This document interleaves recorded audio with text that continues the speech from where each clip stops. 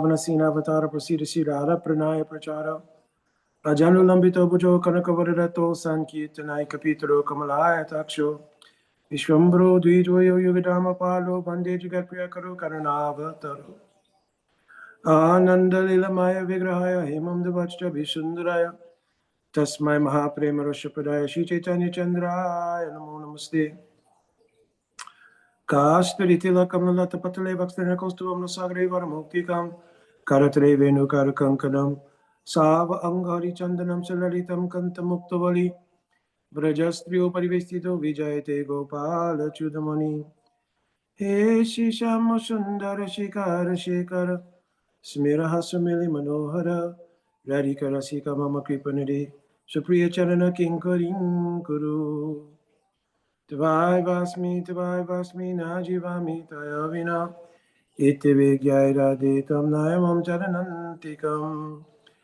Yatakin Kreshu Vausa Kaluka Kavani Nityaparasha Purusha Shashakandamali Tashakarara Sanideva Sabanujas Tatkeli Kunjabamananganamajini Shama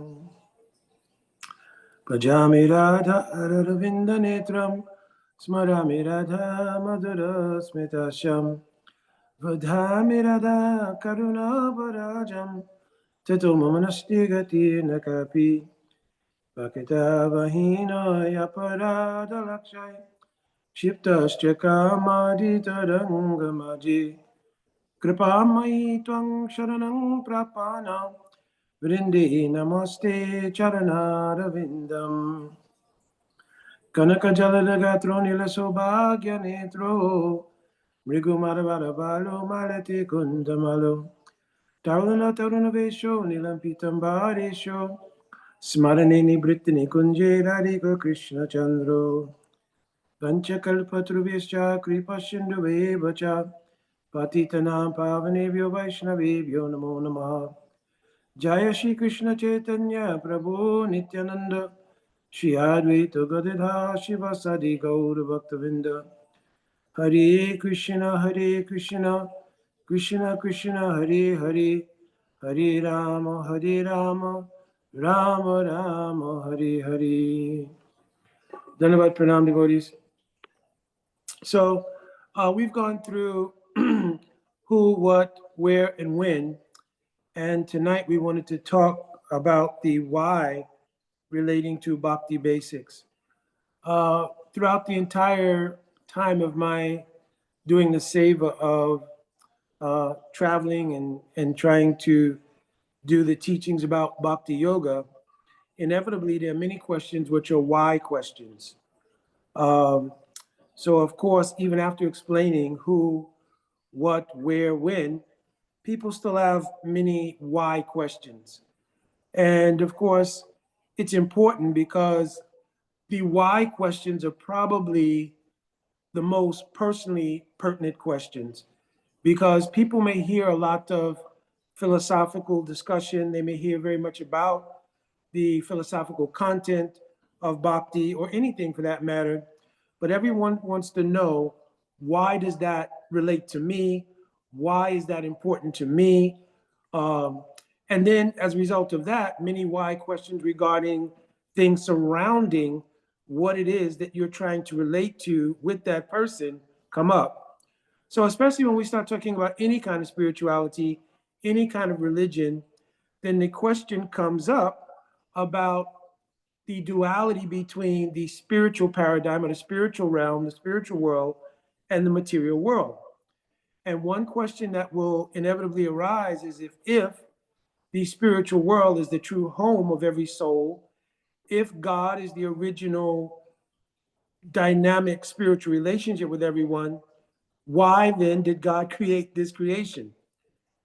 And of course, for most people, their indoctrination regarding this creation is that live, laugh, enjoy, die, and repeat, right? But except that most people don't get the repeat part. They just think that you live, laugh, and die, right? And the laugh is inclusive of all of the philosophies surrounding hedonistic sort of lifestyles that I'll just simply enjoy until it's time for me to leave. And, whoever has the most toys wins. and that sort of mentality. So, but people don't realize there is a purpose to the creation, and that purpose is essentially to give every soul a chance to develop their relationship with God. Sometimes this is a difficult thing for people to digest because there's the concept of if there is a God, right? And we tried to answer that in the previous classes. But if there is a God, why didn't he put on automatic pilot all of these things? He is God. He is omnipotent. He's omniscient. Why couldn't he, through his omniscience, all knowingness, just arrange everything like it should be in the first place? Why would we need the dynamic of a inferior, so to speak, creation where everyone has to go through what we've described in some of the previous classes about suffering and dealing with karma and dealing with different temporal bodies, having to deal with the dynamic of death? Why would not God just simply create absolutely the perfect spiritual realm? After all, again, he's omniscient and omnipotent. So what is the necessity for an inferior creation? What people kind of fail to realize is that the nature of the relationship with God is based in a very special gift that's given to every soul, and that gift is called free will. Free will, although it is not having the same implication as the free will that God has, there is a quality in free will that gives a degree of independence to each soul. The sort of parameters of that free will are that you can use it to serve and love God or not. And the key word is love. And where you have the idea of love, but it's not based on free will, it cannot truly be love. We don't have any experience even in this world where we're forced to love someone. We may be forced to deal with someone, forced to work for someone. And of course, you can look back in history at slavery and all these sort of things where there's a forced relationship with someone, right? But none of those relationships involve what is love. So the essential relationship of service to God, as we mentioned in the Bhakti, what is Bhakti portion, was that the very root of the word Bhakti, Bhaj Datu Iti Sevayam. The very word means service, but that service is really a synonym for love. And born from love are the activities that are a direct sort of outreach of love that becomes service. So there is no question of having love if there's not free will. So every soul is endowed with this minute free will. I'm not going into depth here, even though we have devotees on regarding some of the misconceptions about free will and the extent of its power. So I'll just mention briefly that the idea of free will does not extend to having a power that would allow the very dynamics and the laws of the spiritual world to change. So the idea that a misuse of free will causes us to fall from the spiritual world into a material world is not a Siddhantic idea. Siddhantic here means a philosophically correct idea. You cannot fall from the spiritual world because the spiritual world is a place of perfection. So there's no scope for illusion to enter the spiritual world, and therefore there wouldn't be an enticement or an inducement to fall from such a realm. But because there is the idea of free will, there has to be a place of accommodation of the alternative to loving and serving God. So in one sense, we're answering the question automatically by saying because there's free will, there must be an option, there must be an alternative to being forced to serve and love God. Because again, the essential ingredient in love is the free will. And God endows every soul with that free will. So the alternative to not wanting to love and serve God is manifest as a secondary small portion of the absolute creation called this material world.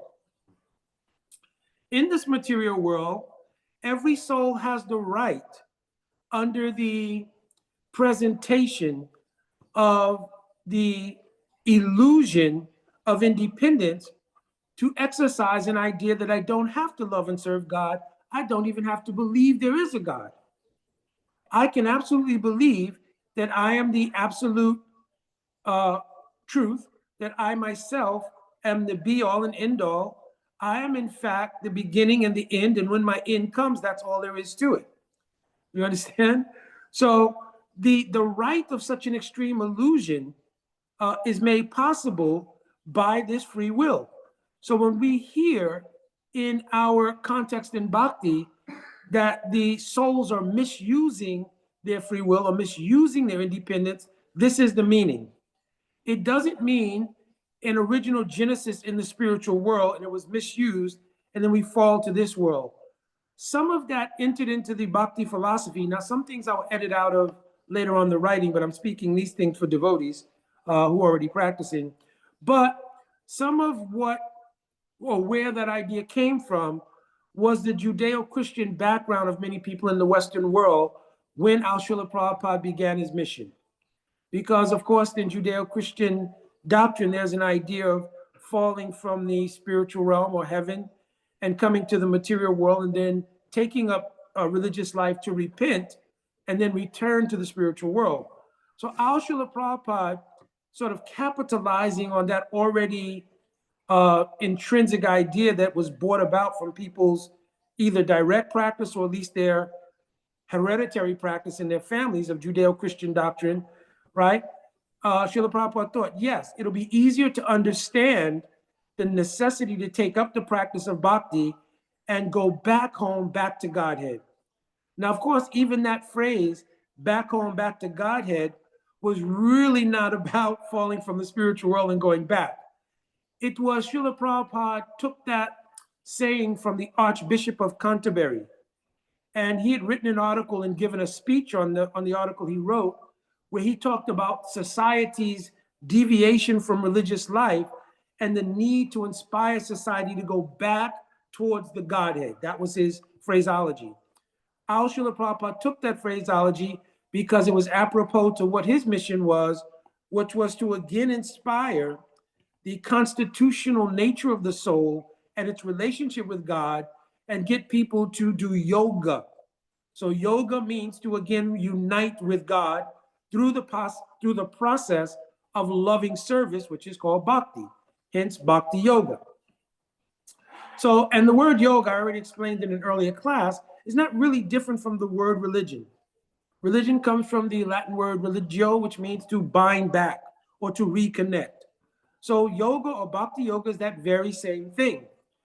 So the reason this world exists and is created is to give opportunity, one, to the expression of that, as we'll come to understand in spiritual maturation, wayward use of free will or misuse of free will, and to also give expression to the core ingredient in love, which is called free will.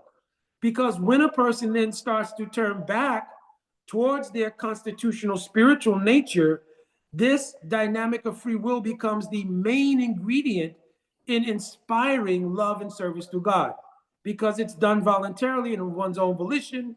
It's not something that's forced on everyone. So the reason the creation exists is one purpose is for that. Another purpose that the material creation exists is because from the perspective or from the vision of God, what is actually material? From our point of view, we see a dynamic of duality, spiritual and material. But from the prism of divinity, is there such a thing as material? So from the purview of God, everything is spiritual. Everything in his creation is spiritual. It is only a matter of the wayward souls recognizing that everything is spiritual. And the only way to do that is to become realized about their own spiritual nature, and therefore their vision of everything is accommodated in their true nature. In their artificial nature or inorganic nature, which is their material nature, they can't understand that. But everything is actually spiritual. But it's only when we come into that constitutional sensibility we can see that truth. Because really, it's described in Srimad Bhagavatam that everything is advaya gyan paratattva. So the word advaya means it's not dual. There isn't really a material and a spiritual. Gyan means knowledge of this. But that knowledge of the of the unification of everything can't be done artificially or just intellectually. It has to be born from a genuine realization based in realizing yourself first, your constitutional reality. Then you could see that everything is advaya, the gyan or the knowledge of that comes in your constitution, and it is paratattva. It is the supreme truth.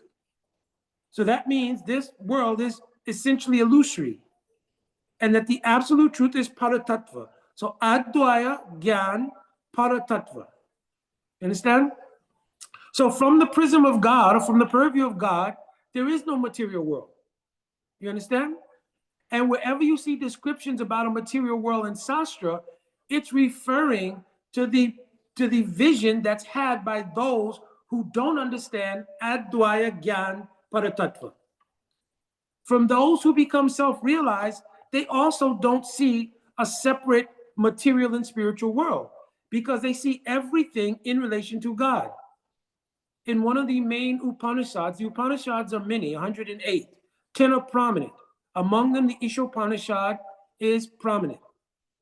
And there it is clearly mentioned, Ishavashamidam Savam, that everything is controlled and owned by God.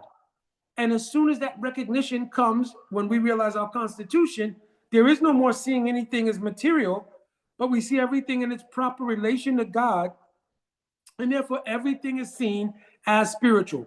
One entity, spiritual, not two, spiritual and material. We also realize that the purpose of this creation is to give facility to learn or to grow in that understanding. Because if we had not had an opportunity to misuse free will, then the ability or place even to learn the proper use of free will would be an issue. Because the spiritual world has no illusion, you could not go through the learning curve, so to speak, about what is true and what is not true unless there was a place for that. Much in the same way, you cannot, if you aspire to be a doctor or medical professional, you can't learn the trade on actual patients in a hospital. There has to be an academic facility that accommodates your learning curve in medicine. And then when you're at a mature stage of that learning, then you're taken into an environment where application of what you learn can become possible. But you cannot begin the process by practicing it on patients. In the same way, there's no scope in the spiritual world to learn proper use of free will. So this world is also created for that purpose, to do the learning curve of self-realization. This is the entire reason that the Lord has created this so-called extra facility, extension of the spiritual world, which accommodates the misuse of free will and accommodates the sense of independence of each soul to express themselves until they come across what's called mati. Mati means a discriminatory mentality that says, you know what? I've been in this material world, certainly from time without any beginning. Because when some degree of spiritual maturation takes place, the first thing that's understood is that there's a big dichotomy between existence and the threat of non-existence. We spoke about that a little bit in earlier classes. So as soon as a person evolves into a consciousness to question, well, what is the idea that I have to suffer birth, death, old age, and disease? Why does that have to happen? Right. What is it that is beyond this birth, old age, disease, and death? Sandra Kadidi, I think you have to mute your phone. Oh, there you go. So what is it that's beyond all of this? Is this all there is? This is called mati. Mati means this discriminatory power that gives rise to these kind of questions. And then when this happens, a person begins to seek out answers. And when they begin to seek out answers, this combination of that discriminatory thought process and starting to seek out answers, this is called shraddha or faith. And therefore, in the Bhakti tradition, the very first thing that arises is called ado shraddha. This Shraddha is very powerful. I think I mentioned before that God is endowed within this creation, this facility called Shraddha, to allow the power to come into each soul, even though they've misused their independence and they've become inextricably entangled in the material energy. This Shraddha is the key, so to speak, or this Shraddha is the knife or hatchet to cut the ties of this material world. So this Shraddha has been explained. So I'll explain it in Sanskrit and then I'll explain it in English. Shraddha is described, Shraddha Anupayani Brajam Bhakti Unmuki Chitta Vritti Visesh. When a person develops Shraddha, it has the power. Anupayani Brajam. Brajam, not like Braj, like Vrindavan, but Brajam means like a thunderbolt. Shraddha Anupayani Brajam Bhakti Unmuki. So it makes the heart have a feeling of, I want to find the answers to life's questions. And the tendency to do that is called unmuk. So bhakti unmuki means I want to start to search out these answers in the path of bhakti. Bhakti unmuki chitta vritti. Chitta means your consciousness. Because I mentioned in an earlier class, there is a sort of conduit between the actual position of the soul and the material energy, because the two things never really come together. Just as oil and water don't mix. If you put oil and water in a container and you shake it up, there'll be the appearance of them coming together, but very shortly you'll see they separate back into their constituent parts. So in the same way, the soul never really comes in contact with the material energy. The entire process is vicarious. I gave the description in earlier classes, like watching a drama or a play or a movie. And then you identify with the plot and the characters, and you take the emotional roller coaster of what goes on in the material drama, or in the case of the simile, whatever movie you're watching, right? So because of that, the chitta or consciousness is the conduit for that. So bhakti unmuki chitta vritti. When the vritti means the functions, when the functions of the consciousness turn inward, unmuk, and start to seek out answers regarding the nature of reality, not spirituality, and who am I? Who is God? What is this illusion? That is called bhakti unmuki chitta vritti visesh, and it is the power of Shraddha or faith. So when God creates this creation, which is a temporal manifest and unmanifest phenomenon, he also endows this world with the possibility of every soul to acquire faith. So now we know what faith is. We know it's the key to breaking the binds or opening the door from this material world to the spiritual realm. Where do you get this faith from? Where do you get this faith from? So this faith is inherent in a self-realized person. A person who has some degree of self-realization will have that key of faith. So again, it is described when one comes in contact with a persona of self-realization, at that time, by the instructional value in their conversation. And the reason I'm using the word conversation here, because it doesn't always have to be a formal philosophical class environment, instructional environment.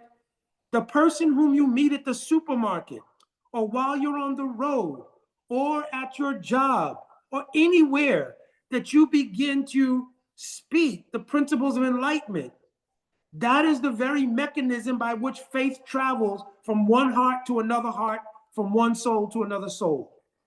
Does everybody get this? It's not a strictly formal arrangement of instructional environment.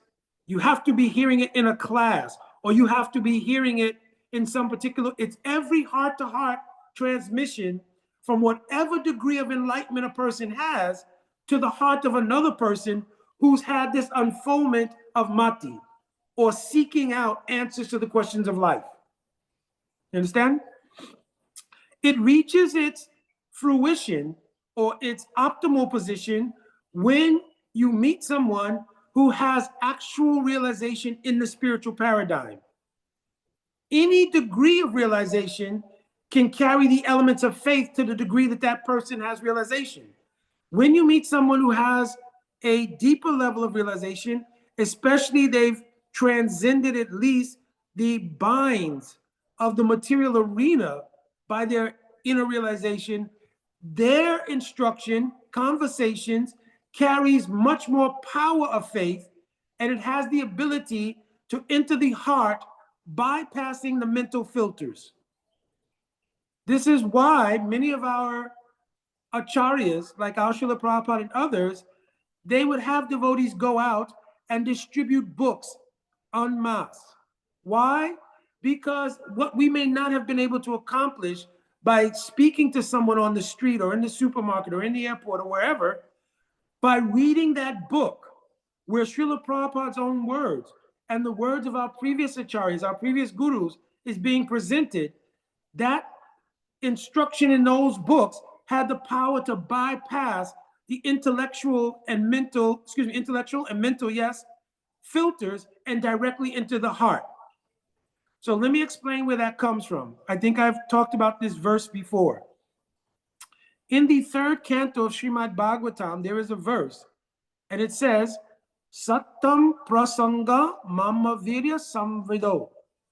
So the word satam means a realized person, sadhu, saint. Satam prasanga. When there is an association, the word sangha means association, but in Sanskrit language, the prefix pra means a complete association. So what makes an association complete? Let me give an example. You may run into, literally, depending on your job, if you have to, travel by public transportation, you may run into thousands of people a day. Thousands. That means you've had some sangha, some association with thousands of people every day. But what is the nature of that sangha? Is there any kind of heart-to-heart exchange? Especially if you live in a big city, New York, right? I worked for many years in Washington, D.C. I grew up in New York City. You understand? Simply to bypass millions of people on the street, there's no real heart-to-heart exchange. And especially nowadays when most people are captured by their device, right?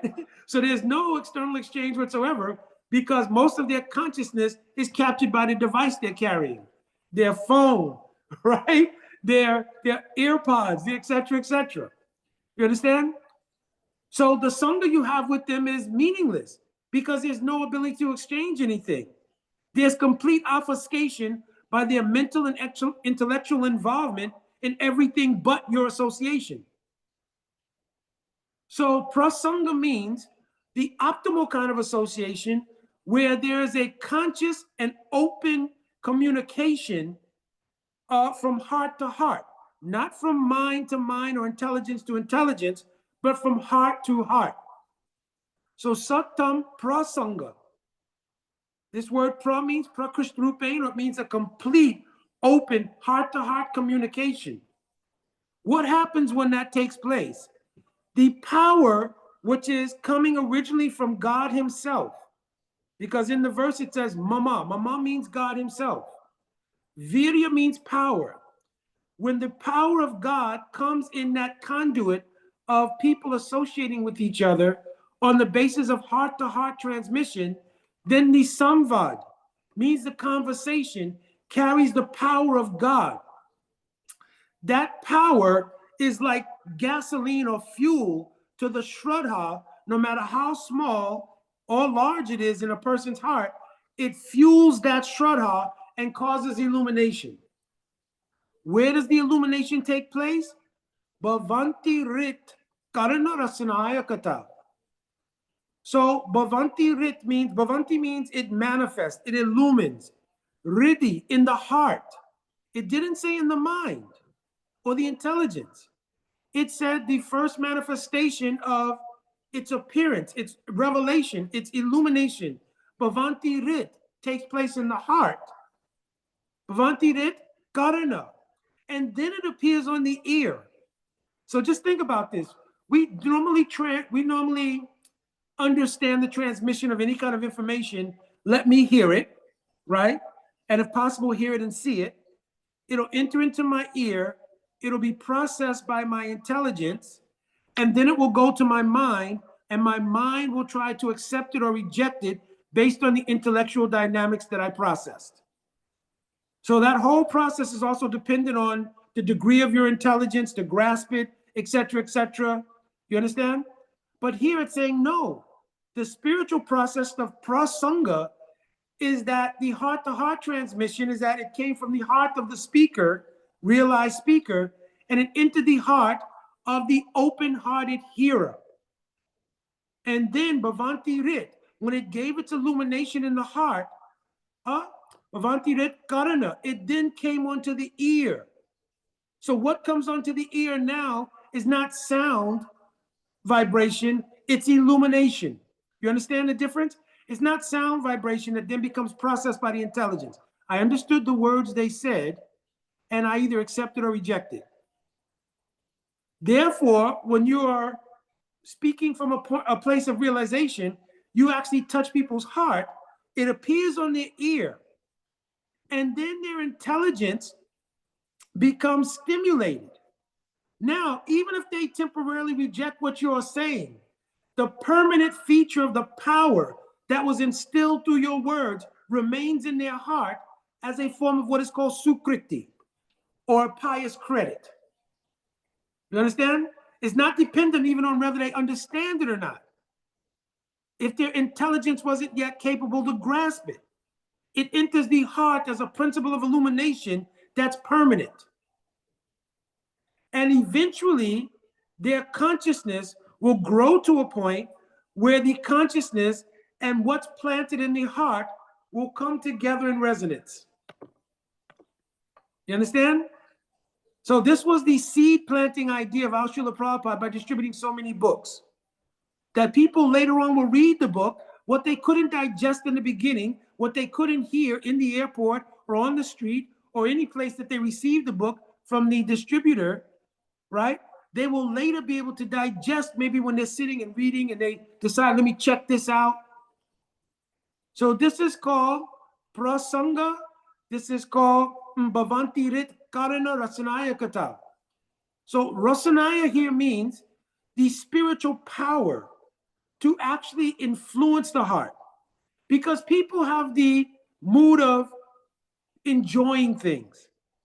So it says here that when spiritual power through the words of a saint or sadhu enters the heart, bhavanti rit karana rasanaya.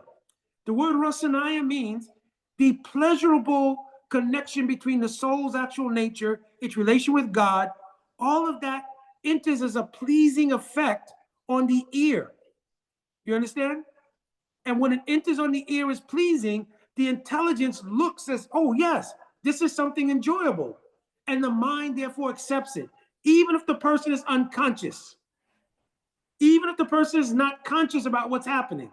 Let me explain it again. When you hear actual spiritual knowledge coming from a person who has realization, it enters into the heart. When it enters into the heart, it becomes an illumination. What appears on the ear is not the sound. Yes, this is called bhakti. Yes, you are the soul. It doesn't appear as those words. It appears as an illumination in those words, also subsidized by the power of God himself. You understand? Himself, herself, Radha and Krishna. You understand? And therefore, the normal intellectual facility may externally be rejecting it, but internally, because it's related to the soul, it pleases the ear, the intelligence, and causes the mind to keep it in the heart and not reject it. This is the process of spiritual transmission. So back to our why question. Therefore, God created this world strictly for that process to take place. Strictly for the process that the individual souls, misusing their free will come across enlightened persons. Enlightened persons, fully absorbed in the mood of serving God and having compassion for souls who have become wayward, will distribute that knowledge and implant it like seeds in the heart of different individuals. And later those individuals, sukriti, will mature.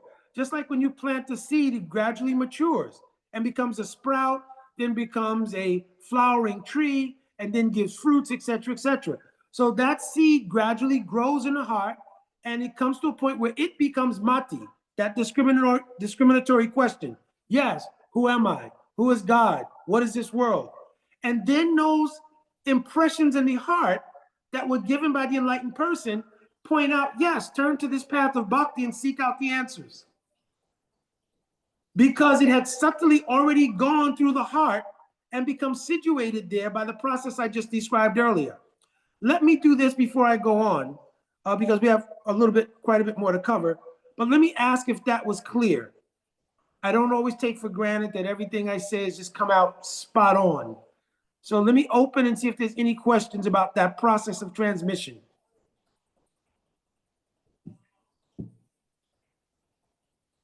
Yes, it was clear. Okay, all right.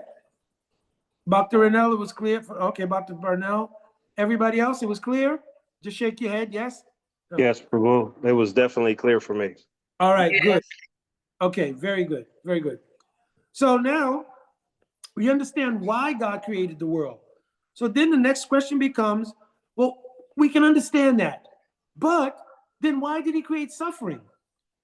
He could have created the world, sent this means of instruction to save the wayward souls who are misusing free will, but what was the necessity of suffering? Right? So now here we have to be kind of careful for two things. One is our conception of suffering is fully based in two things: our own self-interest and the illusion which arises from it. So this means suffering, like every other part of the illusory relationship we have with this world, is illusory. It is not a real substance any more than you have a dream at night. And Al Srila Prabhupada used to use this example. You have a dream at night that you're eaten by a tiger. You don't wake up in the morning and start looking for the tiger. Once you awaken, you immediately realize, I was dreaming. And you make a clear distinction between the awakened state and that state of dreaming. In the same way, it is known already to God that when the jiva souls wake up, they will see that they were never really suffering. So I think I may have described it earlier, but I give many classes, so I'm going to go over this a little bit. What is actually suffering? Suffering is a combination of the misperception of the jiva souls identifying with the material body and mind and their particular karmic portfolios, and then trying to exercise their self-interest in that temporal illusory context. And the result that comes from that is always going to be searching for enjoyment and also coming across organically misery, because that's the duality of this material world. So then the question becomes, well, you're admitting then we're suffering. No. What is the nature of the soul?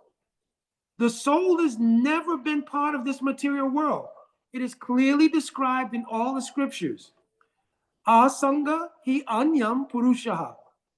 Purusha means the soul, us. Asanga. There's never been an actual sangha or connection between the soul and the material world.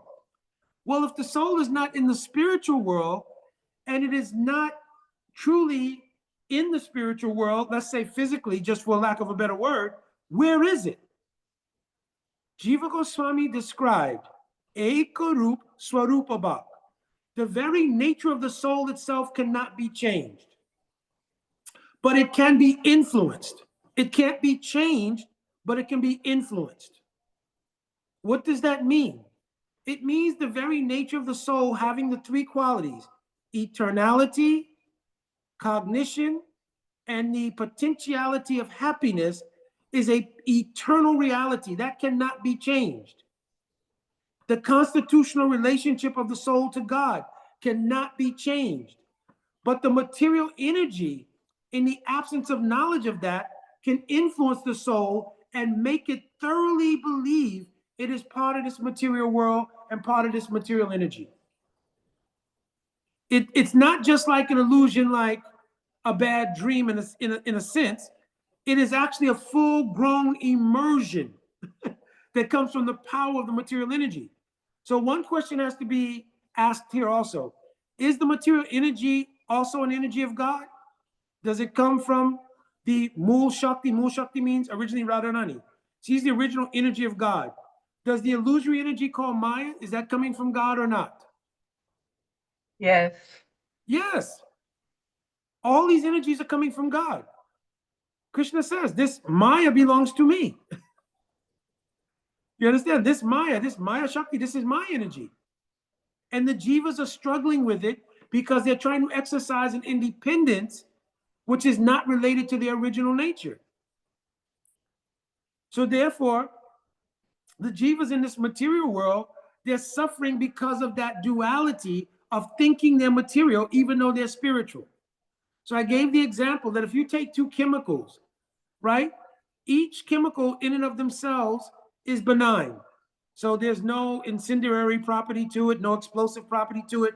But if you mix certain chemicals together, it'll cause an explosion or incendiary activity, like fire activity, because those two chemicals, when they mix, cause that kind of chemical reaction. Similarly, the soul identifying with the material energy causes a reaction called suffering. So the suffering is not in the actual soul, and it's not actually touching the jiva. It's touching the presentation of the jiva in this world called John Doe, who thinks they were born in the Doe family, in this country, that place, and who's this age, etc. So it's your material identification that is suffering. It's not the soul proper. Jiva Goswami described also, when he described the 21 qualities of the soul, that the soul is dukkha pratyogitva. It means it is the exact opposite. It is the antithesis. It is completely free from any kind of suffering. And if you look in the second chapter of Bhagavad Gita, the soul can't be burned by fire, withered by the wind, wet by water. It's describing the very same things in Bhagavad Gita that Jiva Goswami is describing in Sandarbhas. The soul cannot be influenced by these things. It's not influenced, but it cannot be actually affected by these things, but it can be influenced by them. What causes the soul to be influenced? The lack of spiritual power, which comes from the cognition of realizing you're actually the jiva soul, not the material body. The lack of that knowledge, which is called chit bal or chit shakti, it means the consciousness of realizing yourself. The absence of that causes this identification, and therefore the material world can exert its influence and cause the idea of suffering. But the idea of suffering is strictly in the realm of this dreamlike relationship with the material world. It's not actually in the soul itself. You understand? That's why when we awaken in self-realization, we are called Satchit Ananda, blissful. Because the first realization of that bliss is realizing there is no misery in my own self. Sometimes this is called Atma Ananda. It is the first level of spiritual realization, that there's no misery in my Atma. And that my suffering is actually due to a vicarious, dream-like state of relationship with the material world. Understand? So it's for these reasons that God has created the material world, and the idea of suffering is just that. It's an idea. It's not an absolute reality.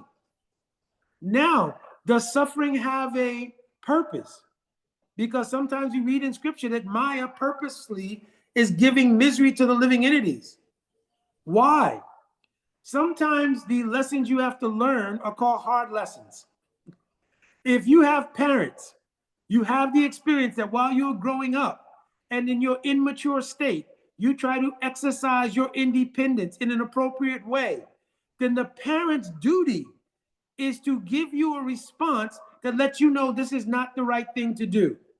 If you have a child and the child starts to put their hand on fire, you first of all say no, right? And by yelling no, you shock the child, no, this is not something good to do. But the proclivity of a child is that they will persist in trying to accomplish whatever they see as enjoyable. So again, the child has to put his hand near the fire. So this time, you give a smack on the hand. Then the child again pulls back because the reaction was more severe. But still, sometimes the child has not learned from hearing. They've not learned from a more severe chastisement. But actually, then the child really gets to touch fire one day. And as soon as they touch it and get the response of being burned, that becomes impressed so deeply in the heart, the child never looks at fire again in the same way. So the presentation of suffering in various degrees is part of the learning curve, part of the teaching curve that Bhagavan or God instills within the material energy to help us understand the nature of this not being our actual selves. It's purposely done, just like the child, to allow you to continue to stick your hands and your consciousness into the material world until the chastisement becomes severe enough that you then begin to say, nope, I cannot deal with this. The degree to which I'm seeking pleasure as opposed to the degree to which I continually have to deal with some kind of suffering. Birth, old age, disease, death, adiatmic, adibautic, adidivic, which mean miseries that arise from within myself, miseries that derive from interactions with other people, and natural miseries. Anybody looking at what's going on in California right now, what kind of suffering are these people going through? You understand? People can, in a flash, that quickly, right? Everything they own, everything they have, everything they've worked so hard for, all gone in a flash. What to speak of people who stay behind and they try to protect these things and they even have to give up their own bodies. So this is not a malicious punishment of sorts. This is the nature of the material world expressing itself to give perspective. You understand? To give perspective that this material world is not your original place. It is not your actual natural habitat, so to speak. Just like as soon as you take a fish out of water and put it on the shore, the fish starts floundering because the atmospheric environment on land is not their nature. So the same thing happens. There's a continuum of seeking out happiness, enjoyment, but constantly having to confront some kind of misery. You work for years and years and years. You go out and build you a beautiful mansion right on the ocean shore, and then a fire in a second comes and takes everything away. And because of the strength of identification with all these things, then the pain and suffering that comes from that is very severe. Much like the child touching the fire, you hope some degree of realization will come. But until and unless that person has contact with somebody who can offer the seed of faith and the seed of alternative perspective, it becomes difficult to give up the attachment to trying over and over and over again to enjoy the material world. So in Bhagavad Gita, this is expressed. Moga shamoga kamano moga jnanvichetasa. The word moga means being frustrated. So our attempts to enjoy in this world are constantly frustrated. But still, people pursue and pursue and pursue. You understand? So suffering is actually, there are many names for Maya. In this world, Maya is called the illusory energy. But the word Maya also has so many different meanings in Sanskrit. Ma means mother. Ya means when God is hidden, it is called Ya. This is in Sanskrit, one consonant is there. God being in a hidden place is called Ya. So Maya means that element which hides God from the wayward souls and only reveals God when they're of the inclination and mood to serve him. So in Bhagavad Gita, Krishna gives this expression, Naham Prakasha Savasa Yog Maya Samamvrita. So Yog Maya means, from Krishna's perspective, he's being hidden by the internal spiritual energy. From our perspective, that Yoga Maya becomes Mahamaya, or the illusory potency here in this world. You understand? So Maya means mother. It also means that potency which hides God from those who have no intention of service or love towards God. But when the wayward souls, they become inclined towards serving God, then Maya acts like a mother. And she gives nourishment. She gives help. And she gradually allows, just like as a child, when the child starts to grow up and the mother recognizes the maturation, oh, my son, my daughter has become mature now. They have a good understanding of life. Then the mother takes the fetters off. She takes the binds off. Yes, you can go out because I know you're mature enough to act safely and return home at a reasonable time. And even when you move away from home, they can give encouragement. Yes, I know now that you can function on your own maturely. So Maya works in that very same way. So the production of the material world and suffering and Maya's relationship is like this. The next question is then, well, there are many religious traditions. Why is it that in all these religious traditions, these problems are not solved? So again, this why question is really coming from a place of self-investment. It's not looking from a neutral perspective or a broader perspective. It's only self-interest. Well, let me see how religion can be utilitarian for me.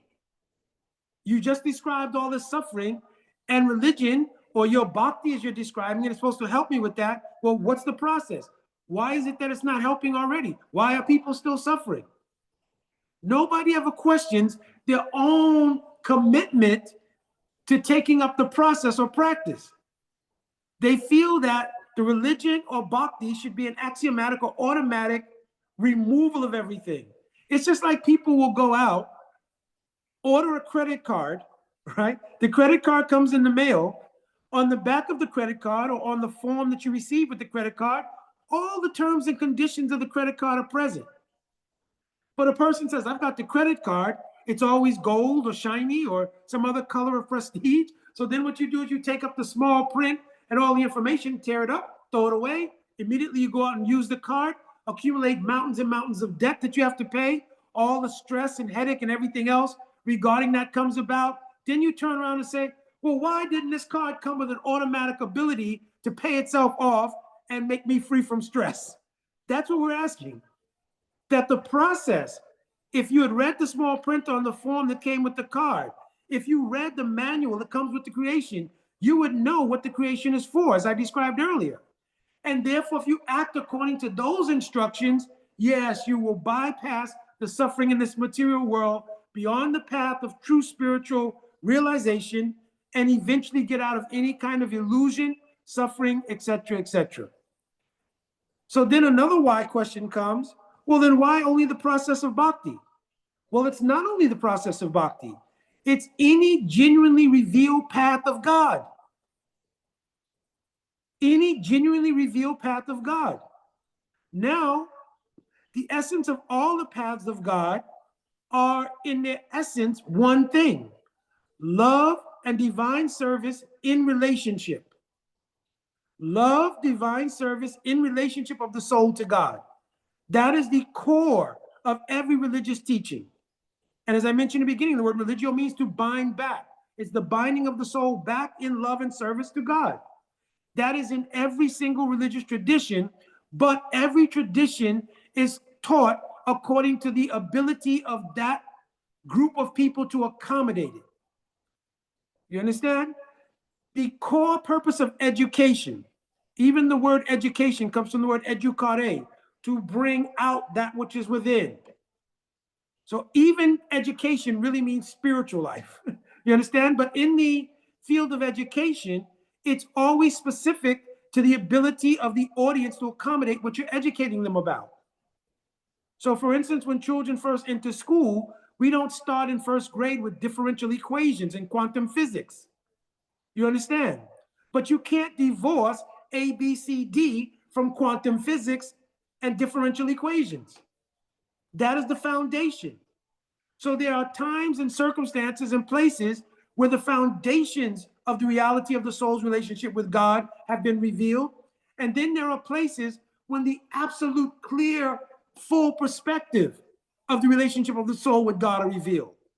You cannot divide those things. Again, the teachings of God are Advaya Gyan Paratattva. They're non-dual. So the ABCs of living as a good person, don't steal, don't kill, etc., is foundational to understanding what is the divine love of Radha and Krishna. Do you understand this point? It is not that what is taught in Christianity or Islam or any other revealed religion is essentially different from bhakti. It is a matter of what degree of revelation is being given. What was the audience it was given to?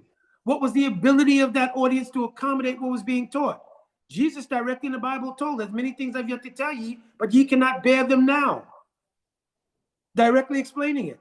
On the other hand, Srimad Bhagavatam is saying, Srimad Bhagavatam Mahamuni Krite Kim Vara Parayashara. Once you've read Srimad Bhagavatam, what is the need to read anything else? But you should not see this is better, that's worse. You should see this is the foundation of my education. This is the fruition of education. You understand?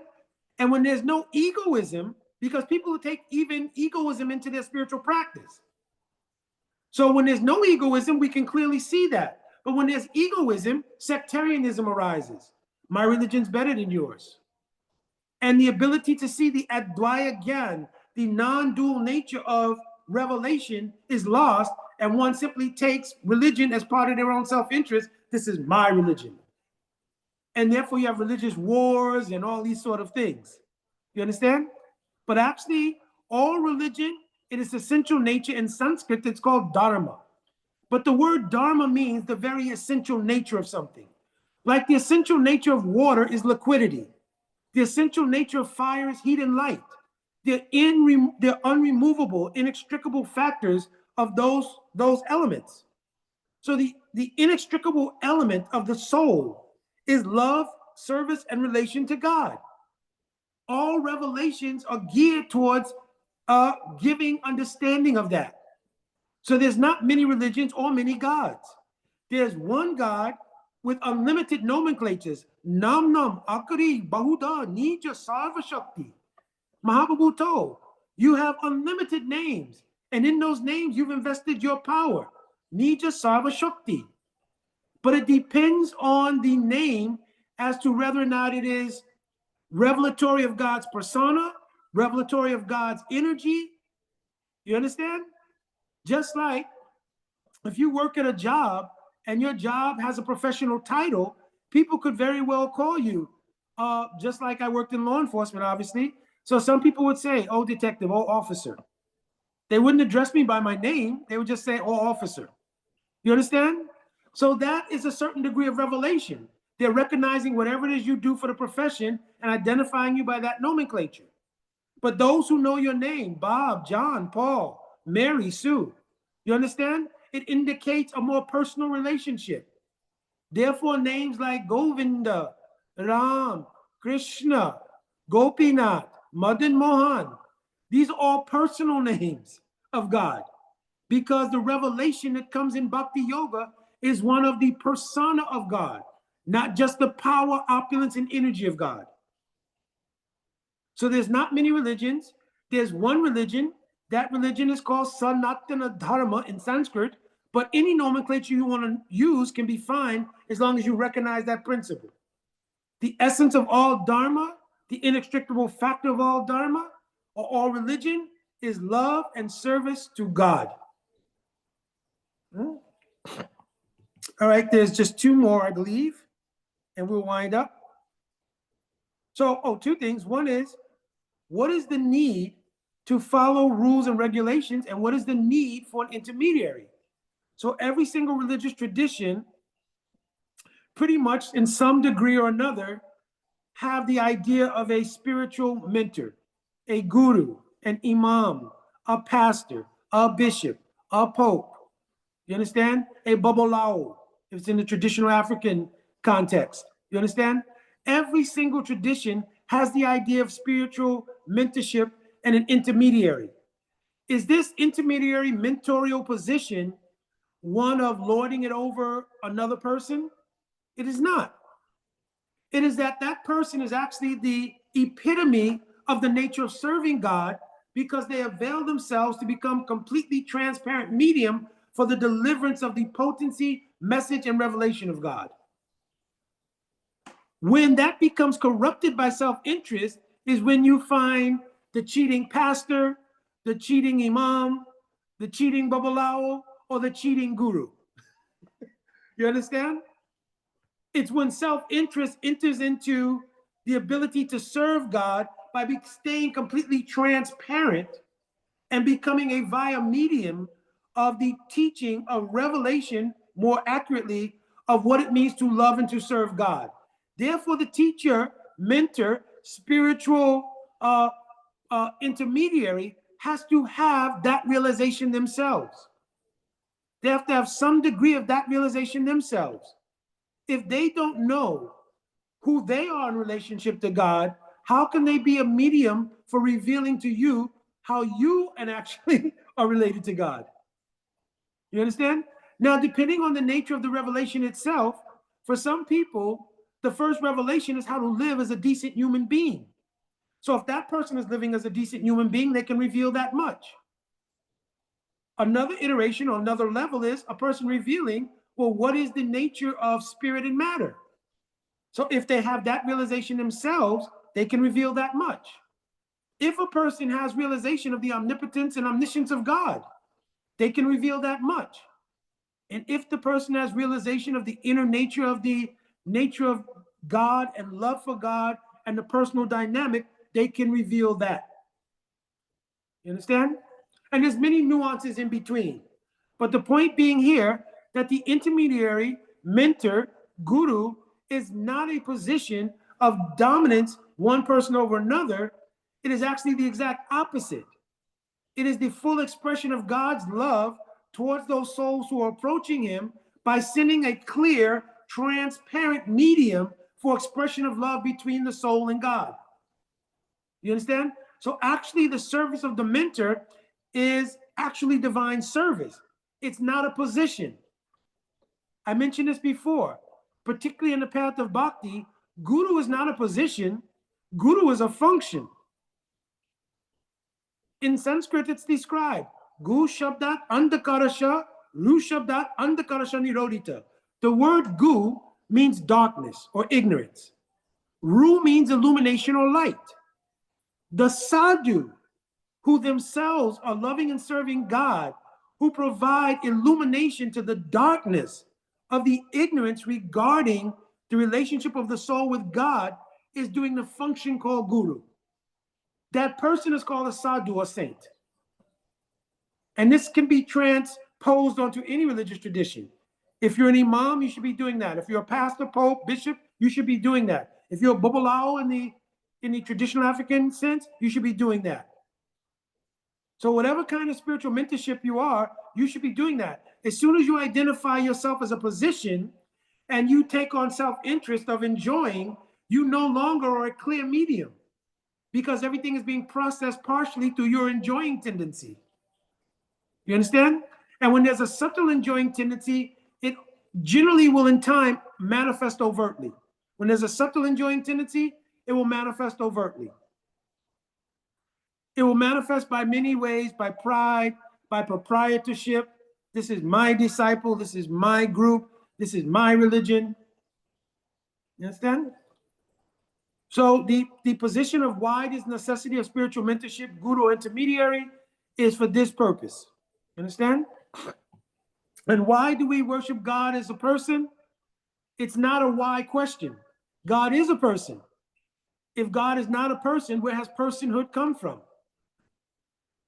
Even back to the earlier classes where we talked about even understanding that there is a God, you can do that by simply going through the logical chain of causation. And when you get to the end of what is the cause of this, what is the cause of that, what is the cause of that, whatever nomenclature you give to it is simply a nomenclature for God. No, everything came from nature. Well, first of all, nature is descriptive of a function or activity. It doesn't describe, it describes something happening. What is the cause of something happening? What is the cause of that? So if you say nature, you simply have gotten to a point where you may have run out of the ability to accommodate the divine intellectual persona behind the cause of what's happening in nature. But wherever you end your causation, if you want to call God nature, that's fine. You understand? That's fine. But it's still God in the unlimited amount of nomenclatures. But just the fact that you call the ultimate causation nature means that you're unable to accommodate yet, because you've not realized yourself the nature of the persona of God. But even if we examine the material world, even not looking at the spiritual paradigm, just within the material world, we see persona as the original causation of everything. If anybody takes you to hear a musical concert, if anybody shows you a piece of art or architecture, if anybody presents a meal to you, there's always who cooked it, who wrote the song, who built the building. You understand? There's never a question of thinking that that thing manifested its nature from itself. We always look at the causation as personal, intelligent. And when we find something that works consistently for our welfare, we also ascribe a kind of mercy or love to it. So it's not only personal, but it's loving and compassionate. So those adjectives are apropos to realizing an absolute personal God. Because we don't cause the sun to come up every day. And if you say nature's doing it, what you're describing is simply the observation of what's happening. That's called nature. But the design of it, the power to make it happen day after day with such exacting and such minute detail that it never fails, that is an intelligent, compassionate arrangement. Because without that happening, we don't have an existence. Even within the body, the slightest degree of the DNA being out of whack causes unlimited problems. You understand? Who designed the coding in the DNA to make the entire body work as it does? So ultimately, persona in godhood is a natural conclusion. So bhakti is not unusual in that sense. What is the most unusual about bhakti is people don't realize that God at some point, if you're in love with somebody, you want to see them, meet them, touch them, be with them, associate with them. So God is not different in his ultimate persona. So he's made the process of bhakti unique among all processes of approach, because by bhakti he's revealed. You understand? Just as I mentioned in Bhagavad Gita, he reserves the right, Naham Prakasha Savasha, Yog Maya Samamrita, to be covered. He simply reserves the right to reveal himself. Eva Isha Tena Labhyas, Tasha Isha Vivrinote Tanuswam. Scripture saying God has this right to reveal himself. In bhakti, we've been fortunate to come to a point where God has decided to reveal himself. It may be very hard to accommodate for most people that the beautiful blue complexion, sham complexion person with his own power manifest to his side in a golden complexion is that revelation. But if you take up the process and you come under guidance, that revelation will come in your heart. And we shouldn't think that that blue person of such beautiful quality and the beautiful feminine dynamic of God standing next to him is not the same power that is Allah or Jehovah or Olodumare or any other name of God. It's that very person revealed in their persona based on the intimacy of love and revelatory power that's been acquired by someone who loves God and he's willing to reveal himself. Now, the last thing is, why ask why? If you've understood everything else, then this should come to your mind. If God is omnipotent, omniscient, and I'm his eternal servant and part and parcel, why ask why? You understand? All right, so let's open for a few questions, and then I think we ran a little bit over time. But next week will be the final session, maybe also a little bit more in depth because it's the how of bhakti. Understand? So any questions or any comments about what we talked about tonight and the various whys?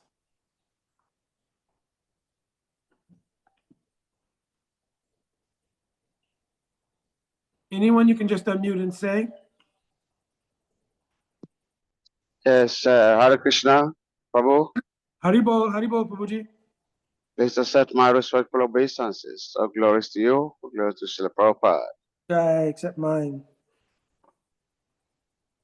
Prabhu, could you, thank you very much. This is a very powerful and wonderful presentation. We thank you very much.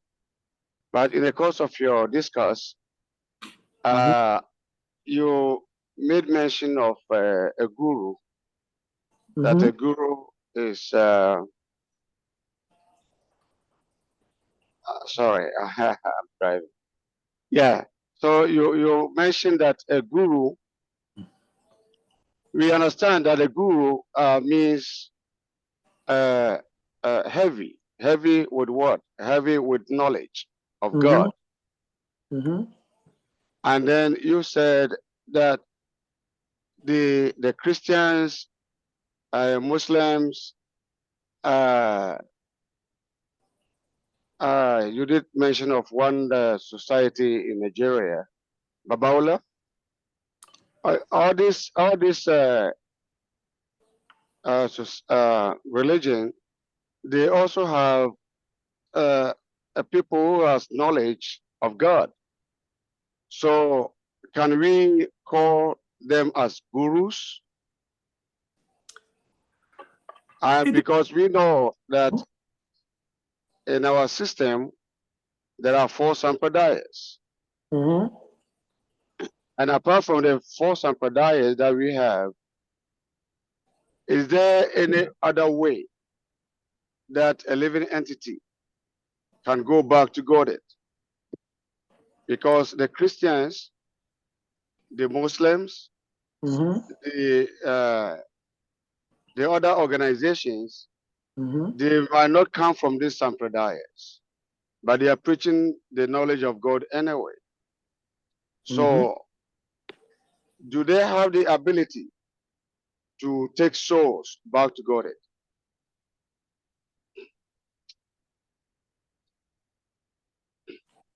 I'm sorry, Prabhu. So when we think about the context of what is a spiritual mentor, because I was speaking from 2 dynamics. Within the context of bhakti, then we accept the Charo Sampradaya. And even we don't accept the entire Charo Sampradaya. We really accept that Sriman Mahaprabhu has taken 2 elements from each of the 4 Sampradayas, and from that came Achintya Beda Be Tattva.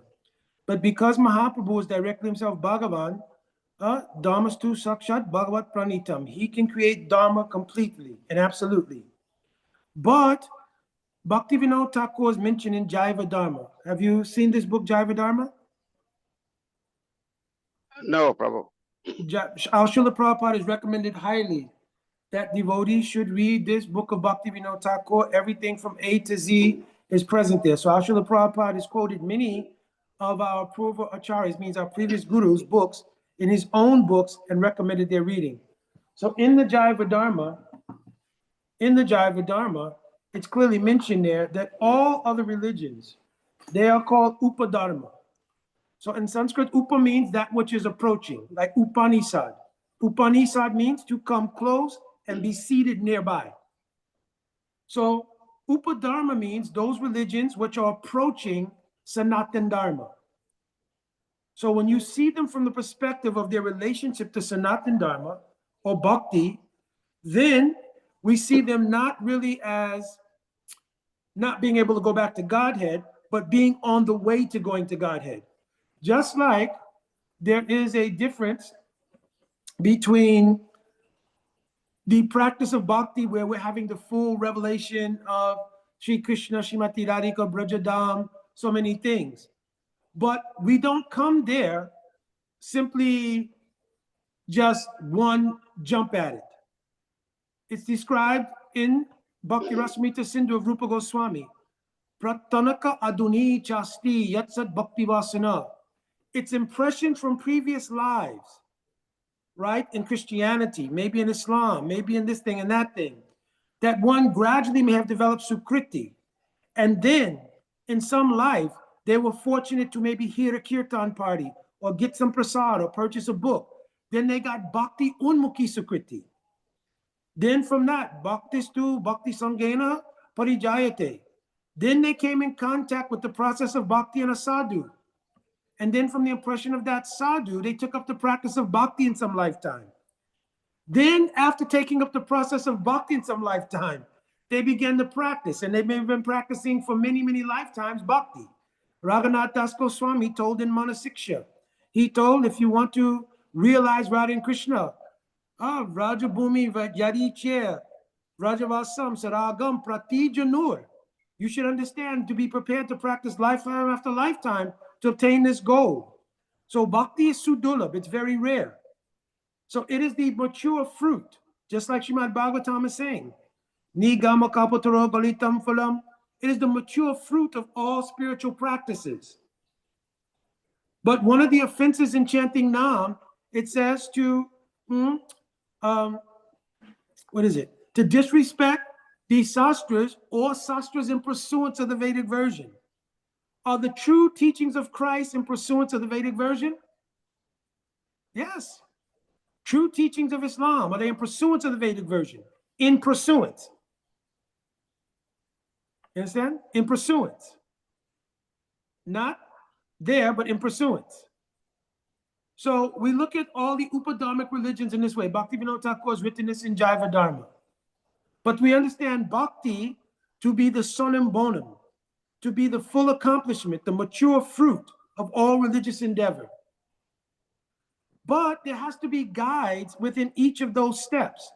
Just like the first grade teacher is also valuable, because if we don't go to first grade, how will go to university to be with the professor?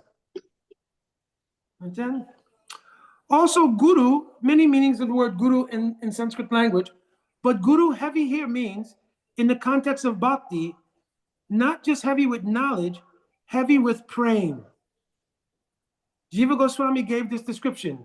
Sadnoti sadayati cha Krishna prem iti sadhu.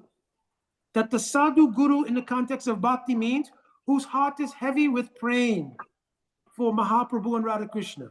Because many gurus have knowledge. If you go to Varanasi, even in the Advaita school, they know all Ved, Sastra, everything. They have so much knowledge. But those who have praying and can remove the darkness of ignorance, Ajnana Timarandasya, Gyananjana Shalakaya. So we are praying to Guru. Om Ajnana Timarandasya. Timarandasya means remove the darkness. You understand? Om Ajnana Timarandasya, Jnana Anjana. Give me the anjan. Anjan means like an ointment for the eye. Gyananjana, right? Om Ajnana Timarandasya, Gyananjana Shalakaya. Chakshu Unmilitam Yena Tasmai Shri Guruve Namaha. Oh Gurudev, give me the anjan. What kind of anjan? Premanjan. Premanjana Charita Bhakti Vilochanena. Premanjan. Give me that anjan on my eyes, that kind of gyan.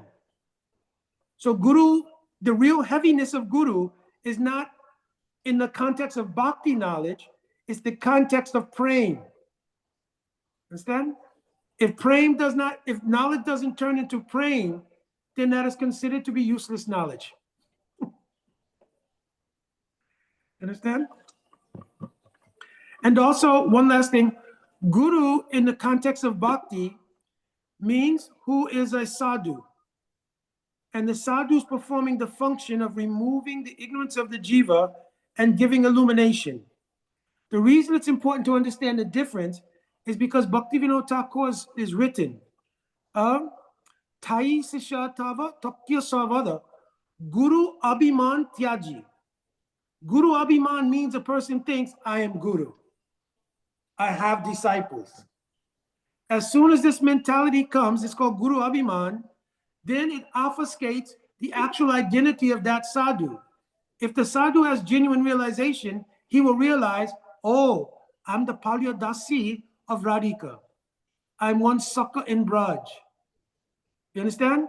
In this world, I'm a sadhu in Gaur Leela, performing the function of giving mercy to jivas by the empowerment of Bhagavan.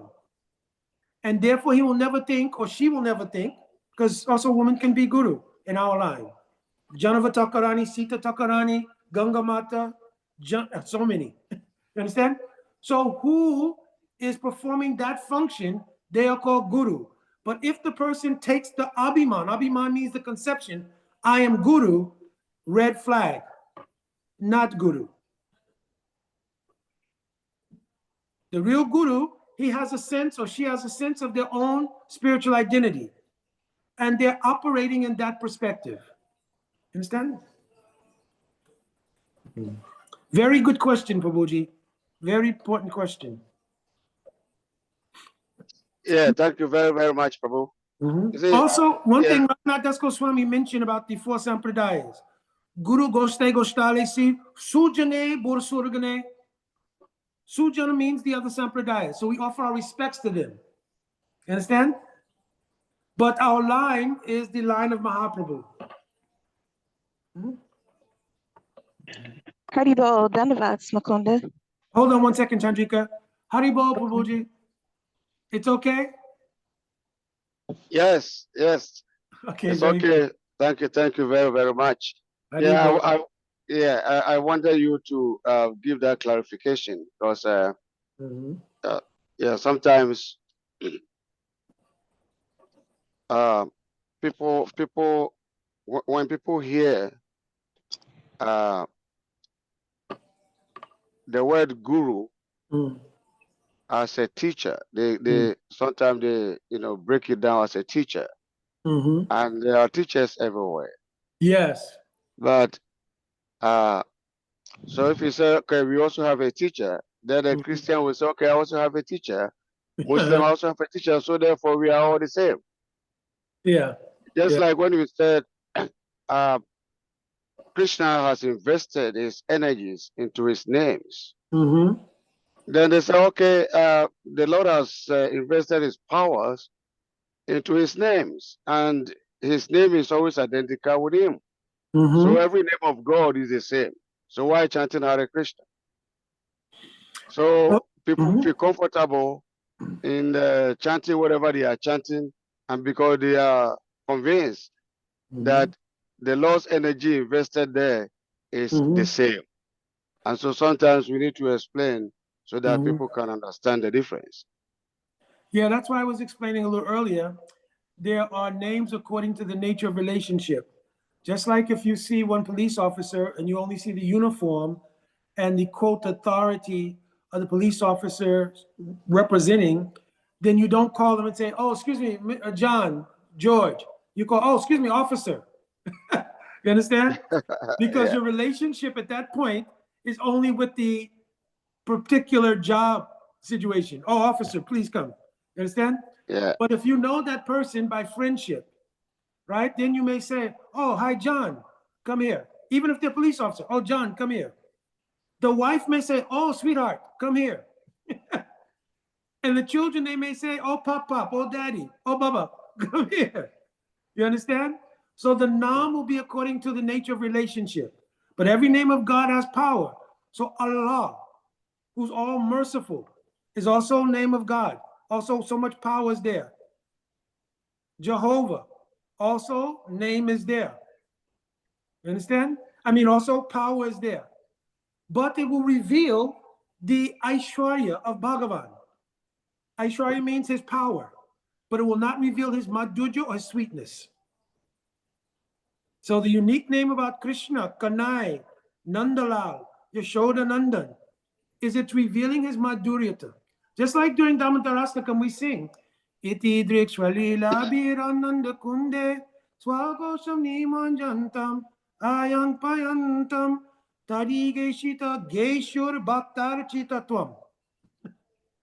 So it means he's conquered by the intimacy of Madhurya praying. Madhurya him means sweetness, not Madhurya rasa only, but the sweetness of the moods of the residents of Braj. And they have become Nimanjantam. Nimanjantam in Sanskrit means to immerse. But how being immersed? By force. What is forcing them? Oh, the Ananda coming from their praying for Krishna. Mother Yashoda's Vatsalya praying. Sridham, Subal, their Sakya praying. Shrimati Radhika, Lalita Visakha, they're Sakhi praying. And for the Manjaris who serve Radhika, they're Manjari Bhav. That means their mood towards Radhika service. It immerses them in the Ananda Kund. Kund means like Radha Kund, like a lake. It immerses them in the lake of Anand of that praying. And Krishna then becomes indebted to them. You understand? In Bhagavad Gita, Krishna says, Yayatam mam prapajante, tam stataiva bhajamyaham. Whoever is serving me, I reward them accordingly. But what did he tell to the gopis? Na pareham nirvaja samyudam swaswarukitam vibhuru yashapiva. Ya mabajan dujaya gaya shrinkala samvishya. Yat pradiyatu tat saduna. I have no way to repay you. Your love is so incredible, I have no way to reciprocate with it. Therefore, let your love be its own reward. Okay, now we're getting deeper. This is supposed to be Bhakti Basics, but I have devotees on phone, so it's time to get started. Another time. Chandrika, I'm sorry, Didi. Go ahead.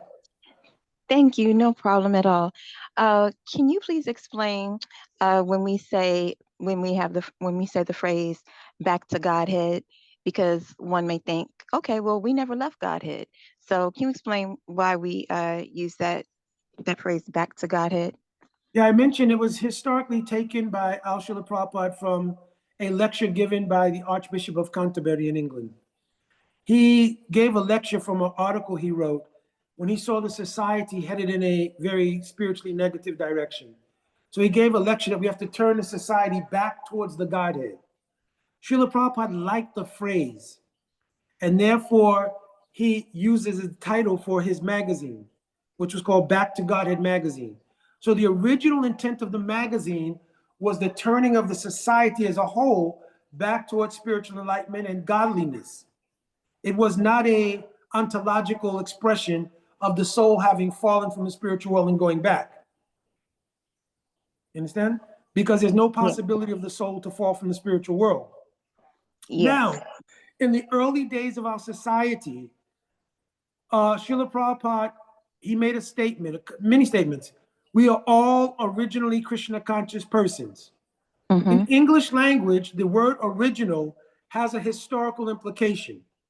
Yes. So devotees started to believe we were in the spiritual world because of their Judeo-Christian background I explained earlier, and that we fell from the spiritual world, almost like the Adam and Eve narrative, and now we're repenting and going back. Our Srila Prabhupada said, whatever you're doing and you're practicing bhakti, fine. If you digested it that way, fine. But then when the understanding became too predominant in the society, in the 7th canto of Srimad Bhagavatam, first chapter, text 35, Srila Prabhupada wrote clearly, unless there's something to be done on behalf of the Lord, this is in the story of Jai v. Jai, because that's where fall purportedly takes place.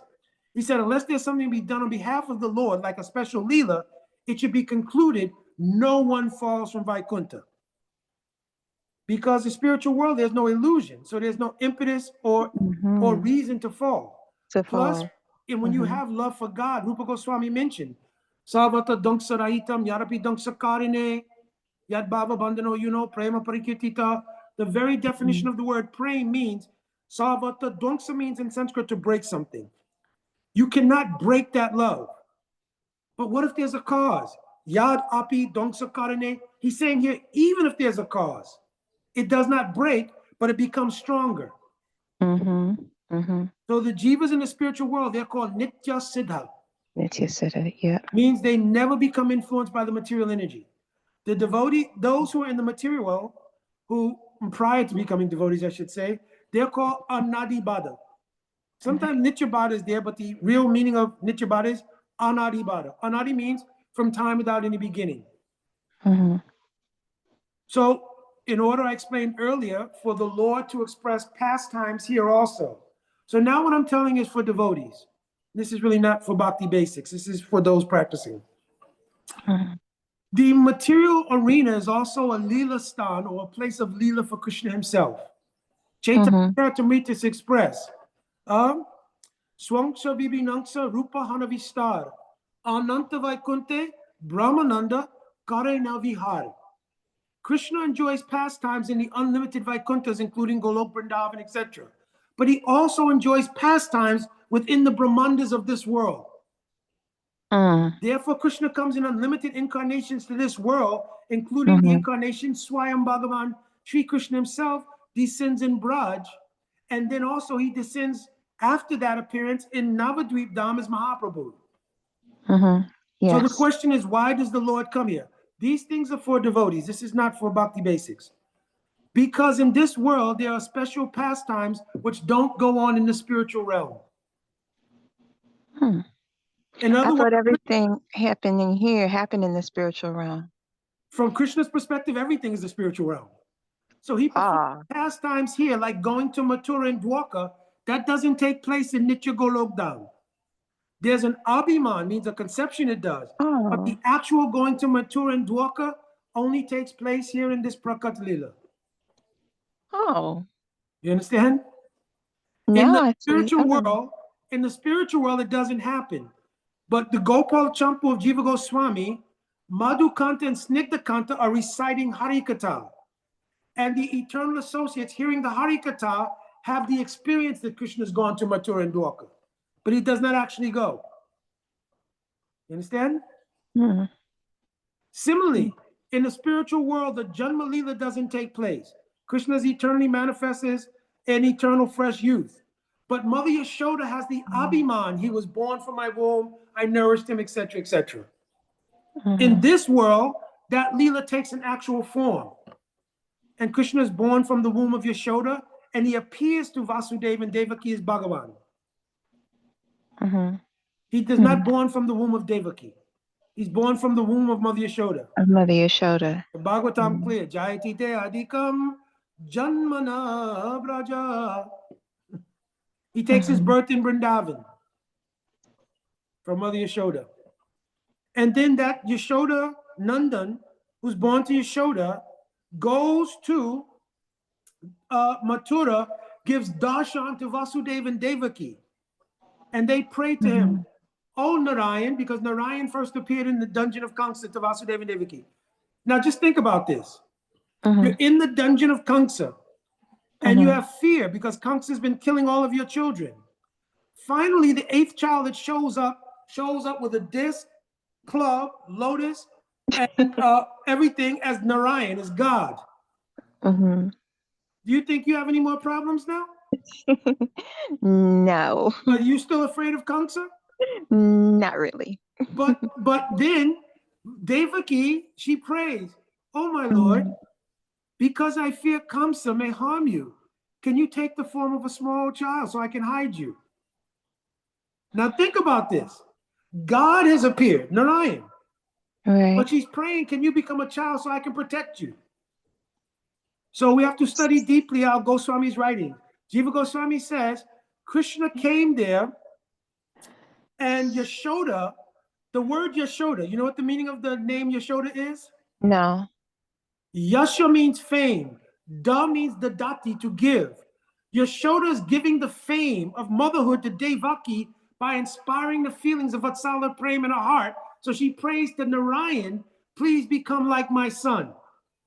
Oh. And therefore Krishna comes from Vrindavan to the dungeon of Kamsa, takes the form of Narayan that's manifest there, subsumes that form, Jiva Goswami says, into his own body, and now that form of Narayan will be used to kill the demons in Braj, because Krishna doesn't kill any demons. The form of Narayan in Krishna killing the demons, they get the benefit of seeing Krishna as they're killed. That's how they become liberated. Oh, wow. All explained by Jiva Goswami and Gopal Jiva Champu. Goswami. Wow. Wow. Bhakti is very deep science. Yes. Wow. Haribol. It's amazing. So Krishna performs pastimes here. And the pastime of going to Mathura and Dwarka here, it gives rise to a special kind of separation. You understand? It is called Vipralambika Pradurabhav. And when they meet again at Kurukshetra, during the solar eclipse, which took place prior to the Battle of Kurukshetra, they meet there. That meeting is called Samriddhiman Sambhog. It's the similar mood of a lover and beloved when one of them are separated from the other at a distant place for quite a period of time. When they meet back together again, right? Like maybe the lover's working overseas and they've been missing each other 2-3 years and the pain is very deep. Let's meet halfway in a particular country. When they meet each other in that particular country, what are the feelings like? Extra. Yes, we can't make material comparisons, but that's a simile to express what it was like for the gopis to meet Krishna at Kurukshetra. Krishna at that time had been 70, 80 years, he had left Vrindavan. You You understand? 70, 80 years or something. Now, Wow. the gopis gave an expression during the time they were searching for Krishna during the rasa dance. Atatite bhavan anikananam tritayugayate tvam apashatam.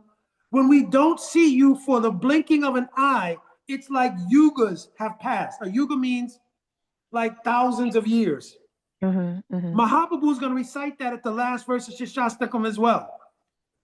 So imagine if the gopis were feeling that much separation simply by the blinking of an eye. It's called Shanata Kalpata. By the blinking of an eye, they feel like so many yugas have passed. What did they feel in 70 years? My goodness. Oh. So when they meet at Kurukshetra, this is called Samriddhiman Sambhog. So Krishna is also overwhelmed at that time. Now, this sets the stage for the deepest meanings of the teachings of Bhagavad Gita. Because Oh. when Krishna returns some years later to that place, Kurukshetra, what do you think is on his mind? Oh, the gopis. And the Brijabasis whom he met there during the solar eclipse. So now his heart is overwhelmed with separation from Vrindavan. Arjuna and Krishna are like one heart almost. So vicariously, Arjuna becomes bewildered. Oh. Expresses his bewilderment. And it gives Krishna the chance in front of everybody to express in coded language his catharsis of separation from Vrindavan in 700 verses called Bhagavad Gita. Oh, wow. So Oh my goodness. let's come back down here and What? let's hold up. This is the meaning of these things. Wow. Understand? So Arjuna in Bhagavad Gita was expressing Krishna's catharsis from being separated from the gopis as No, well? Krishna's expressing his own self, but he Well, set the Krishna was stage because Arjuna's heart vicariously became confused. Because he's also, I'll give you a good example. If you go to someone's wedding, right? And at the time they say, I now pronounce you husband and wife, and then they kiss and the bride starts crying, everybody starts crying, then you're not getting married, but you also start crying. True, It's a yes. vicarious emotional connection. Okay, Krishna yeah. became overwhelmed. Arjuna and Krishna are like one heart. Right, Arjuna also right. became overwhelmed, but he couldn't figure out why. So You he couldn't said, figure out I'm looking why. at my father, my teachers, everybody's a symbol before me. Oh. You understand? So that's why he started tripping because he was feeling. Yes. It's a Yeah, little bit late. because Mhm. yeah, it's late. This question of living entities, Nitya Siddha and Nitya Bandha, Yes. it makes Krishna partial. You know, if you think about it, that if we are not coming from spiritual world, then where are we coming from? And wherever we're coming from, were we in our spiritual bodies, in that kind of a location in the spiritual world, or wherever we're coming from, were we in our spiritual bodies? And if Yes. we are born or we are made to fall, and the others are made not to fall, that makes Krishna partial. But Krishna is impartial. He's Yes. equal to everyone. So Yep. why part of himself is fallible and part of himself is Last infallible? why question. So why? So I explain from the perspective of Bhagavan, this is called Shristi Leela. So it is a Leela of Bhagavan. Now you have to go back also and research. Did the jiva ever actually come into this material world, or is it a vicarious experience? It's vicarious. But that experience has been from Anadikal. Jiva Goswami is mentioned in the first verse of Bhakti Sandarbha. It's called Anuched number 1. Paramatma Vaibhava Gonane Tatashta Shakti Rupanam Chid Ekarasanam Anadi Samsarga Bhavamaya. That the jiva has been samsarga abhav, means they have been absent of swarup shakti. The difference between nitya siddha jivas and anadibada jivas is called swarup shakti. This swarup shakti is the function of Satchit and Ananda when it has connection to Krishna directly. The nature of the jivas who are nadibada, they are called tatashta shakti jivas. Tatashta means they're Position is marginal. It means they may be influenced by the spiritual energy or the material energy. I mentioned in the beginning of the class, if Bhagavan did not create an environment where the expression of free will could go on, then the real true meaning of love would not exist. Now, when the jiva becomes realized, they realize Krishna was not impartial at all. This is also a Leela of Krishna. Now, if you were in Krishna Srishti Leela, are you angry or upset? If you're truly in love with someone and you are free from self-interest, because remember Bhagavatam is teaching. What is this verse? Dhamma projita kaitavotra paramo nimatsaranam satam. Real devotee of the Lord is nimatsara. They have no self-interest. So if Bhagavan even wanted to use me in this world to give the teaching of the unfoldment of bhakti, we're upset with that? If we are upset with that, how is this called anya abhilasita sunya, pure bhakti? So it's only the jiva's perspective. I've suffered, but the soul has never suffered. That was like the dream comparison I gave. So Bhagavan has never been impartial. This is one Leela that Bhagavan performs. It is called Srishti Leela. In the Srishti Leela, how many times has Bhagavan come here? Anugrahaya Bhaktanam Anushinam Dei Namastita. 10th canto Bhagavatam, he says, Anugrahaya Bhaktanam, to show mercy to my devotees. Anugrahaya Bhaktanam Manushinam Dei Namastita. And for the Bhara Jivas, I've come to this world many times and performed pastimes. Not only that, do we have the Paramatma Super Soul? Yes. Super Soul has been with Yeah, you. we do. Every single time you've been in material world, any particular birth, everything, Super Soul has been there with you. Yes. Yes. How much love is that? Anybody you know will go with you through all the problem strains, even those who love us most dearly. If too many problems come, oh, I need divorce. Oh, I'm not your friend anymore. Bhagavan has been with you through every single thing. What kind of love is that? Bhagavan has always showed us unconditional love. He let you to try to enjoy this world. Through you, he's teaching what is bhakti, what is this material world. This is also a Leela of Bhagavan. Now, as far as falling from the spiritual world, 18,000 verses in Srimad Bhagavatam. Not one shlok in the all Srimad Bhagavatam saying we fell from spiritual world.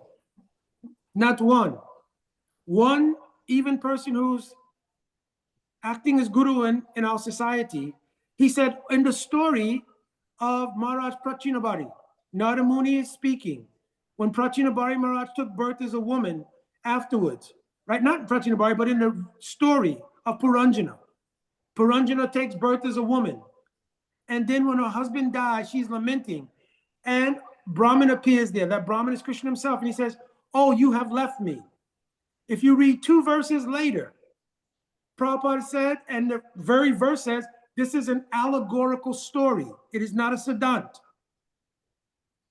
Therefore, all of our sastras have mentioned the jivas have from Anadi Kal been in this world. Srimad Bhagavatam 22:10. So go to the Srimad Bhagavatam, what is this? No, 11. Canto 11, chapter 22, verse 10. Anadi avidya yuktasha, purushasha vedatmanam. It says Anadi avidya yukta. The jiva's been bound to a maya, avidya, from Anadi Kal. 13th chapter of Bhagavad Gita, verse number 20. Same expression. Then Vishwanath Chakravarti Thakur in his Tika says, this is the answer to where and when the jivas entered this world. They've been here from Anadi Kal. Now, again, if you truly understand, the jivas never really suffered. They never really suffered. Thank you. That's like a dream. Now we cannot blame Bhagavan. It's just like if somebody in a dream steals your money, and then you wake up and you blame your wife. Hey, you stole my money. You understand? So the jiva never really suffered. But you can always call me, Prabhuji. I think Harinamananda Prabhu has my phone number personally. I'm always available. And we can speak more. And there's unlimited Sastra Praman for the position of the jiva. Okay. Thank you. Dhanyavad Prabhuji. All right, Jai. Haribol, Vancha Kalpaturvishcha, Kripa Sindhavaivacha, Kripa Sindhavaivacha. Patichanam Bhavanyo, Vaishnavi Namo Namaha. Ah, Jai, Haribol, Radhe Radhe. Hari Hare Hari. Krishna. Thank you. Thank you so much. Dhanyavad. Bhakti Renal, yeah, I'll be in touch with you because I'll come to St. Louis. I look forward to it. Thank you so All right, much. Haribol. Dhanyavad. Hare Krishna. Dhanyavad, everyone. Dhanyavad Pranam.